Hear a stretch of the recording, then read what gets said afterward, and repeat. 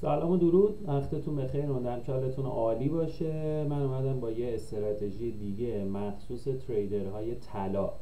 توی این استراتژی میخوام بهتون آموزش بدم که چجوری سطوح رو بیاید شناسایی کنید، روی سطوح تاییدیه بگیرید و وارد معامله بشید به صورت لیمیتی. حالا چون اکثر پوزیشن ما به صورت لیمیتی هست، یعنی از قبل میتونید بدونید که قیمت میاد به این سطح میرسه و نقطه میشه و حرکت خودش شروع میکنه. اینم پوزیشنی هستش که ما دیروز گرفتیم روی این سطح و از قبل اینجاها که بودیم اومدیم اعلام کردیم روی این ناحیه ما پوزیشن بای لیمیت داشتیم با استاپ 40 پیپ، یعنی کلا استاپ های کوچیک و ریوارد 5 رو بهمون داد 200 پیپ که همینو توی کانال سیگنال رایگان هم براتون گذاشتیم، اعلام کردیم. این کانال کاملا رایگانه، میتونید عضوشید استفاده بکنید. من لینکشو توی کپشن براتون میذارم و با استاپ 40 پیپ و ریوارد 200 پیپ براتون گذاشتم که به این صورت حالا اومد فعال شد و این هم سود بچه هاست که معاملاتشون رو در کنار ما دارن میگیرن و شما میتونید استفاده کنید و دلار بسازید. خب بریم سراغ اصل داستان، ببینیم که کلا این سطح چجوری به دست میاد. ما اول توی تایم بالاتر تحلیلمون رو انجام میدیم. من حالا برای اینکه خیلی چارت شلوغ نشه من ریپلای میکنم که فقط این ناحیه‌ای که داشتیم و شما ببینید. ما تقریبا چارتمون به این صورت بود و خب اینجا یک سطح مهمی رو ما داریم دیگه که حالا این سطح قابل شناسایی هستش. میتونید این سطح رو اینجا برای خودتون در نظر بگیرید که یه سطح مهم تغییر قطبیته و این آخرش برای ما مهمه. یه فیک بریک اوت داشته، برگشته، یه بارم واکنش داده، برگشته. حالا ما میخوایم ببینیم دفعه بعدم میتونه به ما واکنش بده یا نه. میریم تو تایم کوچیکمون که حالا ما همیشه میگیم دوال باید کار بکنید. اگر تایم فریم بزرگتون 30 دقیقه یا یه ساعت هست، میتونید تایم فریم کوچیکتون رو 5 دقیقه انتخاب بکنید و اینجا بگردیم دنبال تریگر ورود یا همون تاییدیه. خب روندمون که کاملا نزولیه، دارید میبینید اینجا ما کف پایینتر، سقف بالاتر، دوباره کف پایینتر، سقف پایینتر داریم و میتونیم بگیم که روندمون کاملا نزولیه تا اینجا میایم یک کف بالاتر میزنیم ولی هنوز سقفمون شکسته نشد، یعنی همچنان روند میتونه نزولی باشه تا وقتی که اینجا میاد این سقف قبلی خودش رو و این سقف رو میشکنه و بالاش هم با بادی کلوز میخوره. اینجا میتونیم بگیم که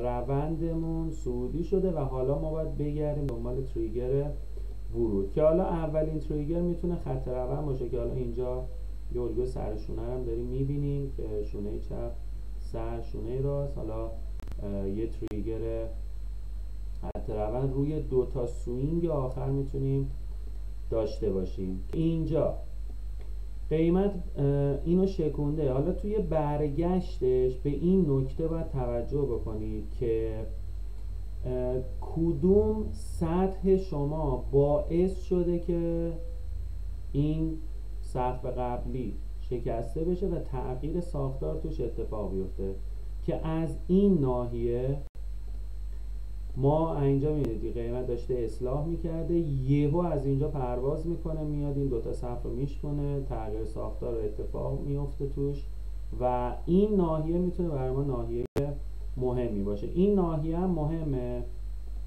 اما چون نتونسته صف قبلی خودش رو بشکنه بعیده که بخواد دوباره به این ناحیه برسه.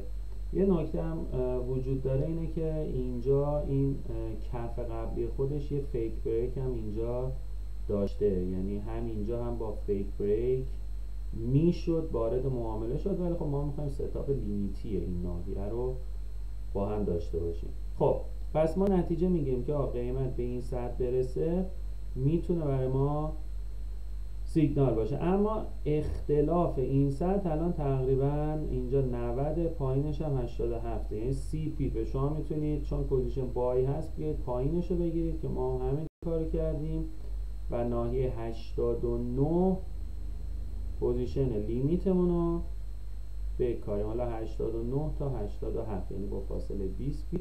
استاپ هم بذاریم 20 پی پایین ترش، یعنی 87 پایین ترین سطحمون هست، استاپ هم بذاریم 85 که در مجموع استاپمون کلا میشه 40. دیگه استاپ رو نمیاریم بذاریم زیر این کف یا زیر این کف. ما توی ترید باید در نظر داشته باشیم که تا میتونیم ریسکمون رو کم بکنیم، یعنی استاپ ها همه کوچیک، ریوارد ها بزرگ. یکی از مزیت‌های سبک ما هم همینه که استاپ ها کوچیک، ریوارد ها بزرگه. و میتونیم آربار حالا 2 رو بگیریم برای اسکلپرها و آربار حالا 5 ما اینجا گذاشتیم به دلیل اینکه اینجا سقفمون توی این ناحیه هستش و ما میتونیم اینجا تصویر حساب رو داشته باشه. حالا خیلی هم بیشتر رشد کرد ولی خب در همین حد برای ما کافی بود و این پوزیشن میاد اینجا فعال میشه، نقطه میشه، حالا یه مقدار اذیت کرد، رفت تو ضرر و بعدش تیپی ما رو داد و تمام. امیدوارم که استفاده کرده باشید از این نکات. من خیلی براتون میذارم و تو کانال هم سیگنالاشو براتون درج میکنم. حتما کانال رو سابسکرایب بکنید، ویدیو رو لایکش بکنید و دوستانتون هم به اشتراک بذارید. تا ویدیوهای بعدی همه شما رو خدای بزرگ میسپارم و دوستتون دارم.